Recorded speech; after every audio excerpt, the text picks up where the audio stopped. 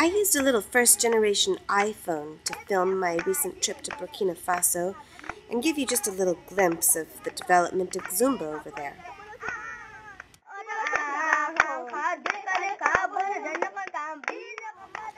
I made friends almost immediately and was invited to stay here in this courtyard, sleep right here on this patio next to Seydou's chickens.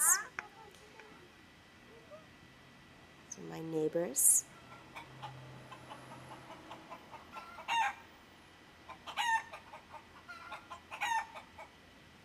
And here's my water barrel. It was filled every 2 days from the spigot just down the road. And here's my friend, my new friend Seydou Traoré, and Sekou, his best friend. There's the corner of my mosquito net that I slept under, and this is Seydou's family courtyard. There's always plenty of company here. Okay.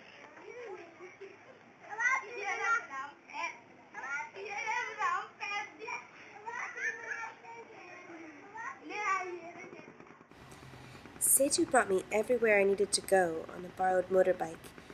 Here we are, bumping along. First, I tried not to demand too much of Seydou and find other ways to get around, but I soon realized that he really wanted to be a part of the activity, so we ended up going everywhere together. And Sekou helped me dye the threads to prepare them for weaving. He's a batik artist, so he really had a setup that could be adapted to our needs. Early in the morning, to beat the heat of the sun, I would walk over the block to Sekou's family courtyard, and we would work together to make all these colors. We used low-impact, fiber-reactive dyes that work in cold water, so we only needed hot water for rinsing. Eventually, Xoomba will consider using natural dyes, but to establish a natural dye process that is color-fast, user-friendly, and achieves a wide color range will be a longer undertaking. Sekou was such an incredible help. It was really wonderful working with him. It's really tiring heaving these big basins of boiling water here and there. But there was always tea to look forward to. Here we are having tea together. And then in the afternoon, Seydou and I brought the threads to the weavers to be woven. Each day we could see how the various fabric prototypes were progressing.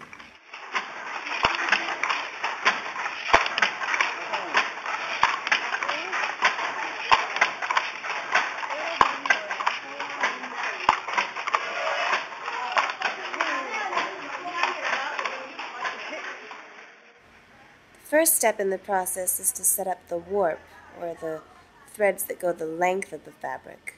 This process is the most time-consuming. Section by section, the threads are arranged in the right order and then wound onto the axle.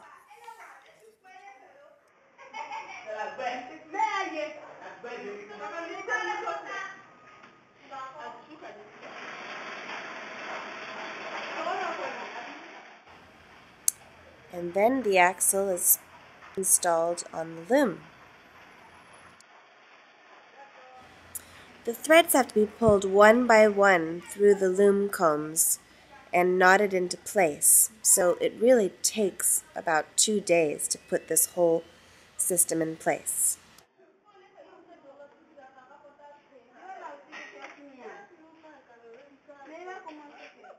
And then the weaving begins. I worked with weaving patterns that would be simple and not too time-consuming to do, so that we could keep the costs down for the end price of the fabric.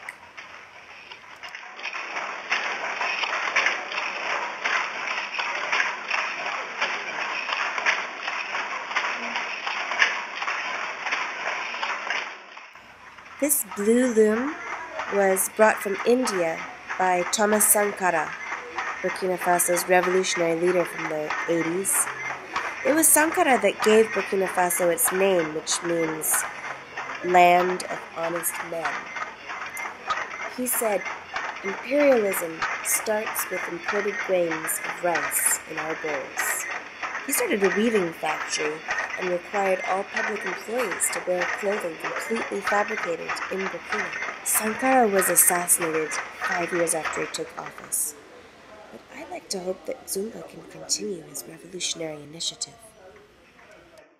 Another project that I started to work on in Bobo was to work with elder women who still know how to do the traditional type of spinning, hand spinning, to make yarn, and mix cotton and another fiber called kapok together in this yarn.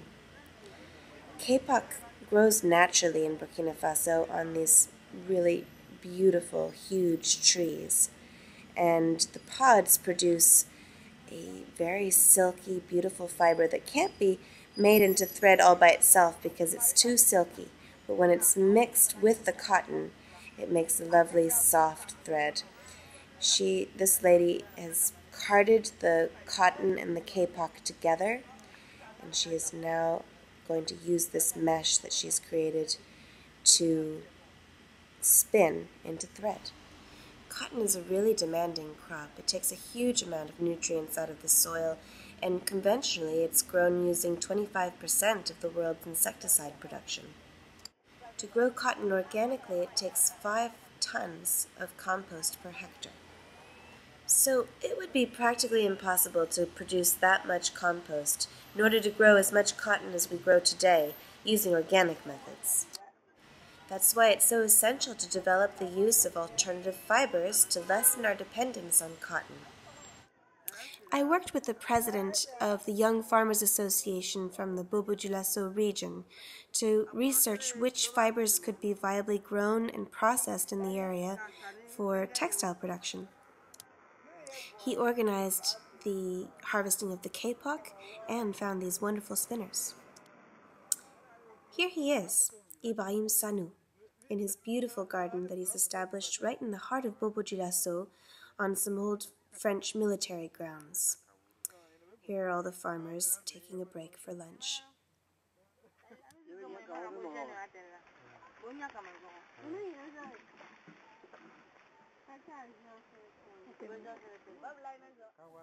The Farmers Association has been very instrumental in establishing and legalizing urban farming so that the people in Bobo can have fresh, local, and largely organic produce. Now Ibrahim is working on growing urena, which is a plant that gives a fiber similar to hemp. If urena proves to be viable for textile production, it would really be wonderful because it's a plant that's very easy to grow and it's very generous, giving nutrients back to the soil, which is so important in a country like Burkina where the soil structure is quite difficult to work with.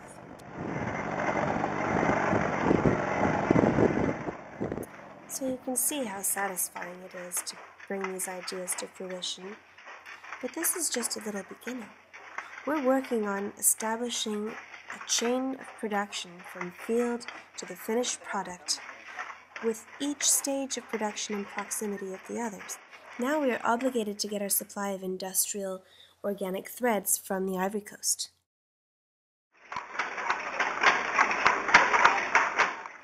So what we are working towards is to set up a micro-spinning mill using breakthrough technology and be able to fulfill all of our production needs and enrich the local economy.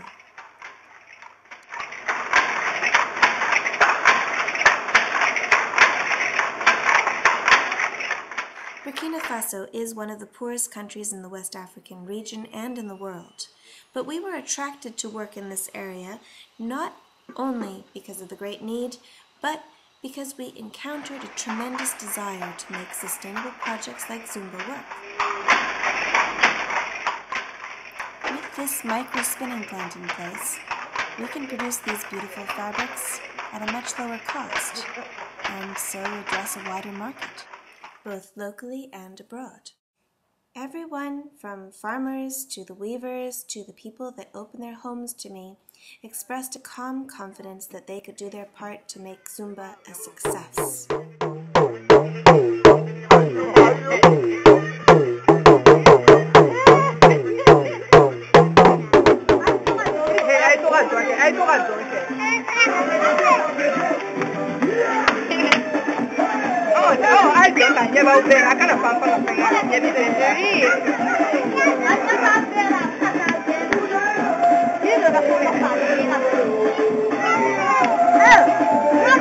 Wah!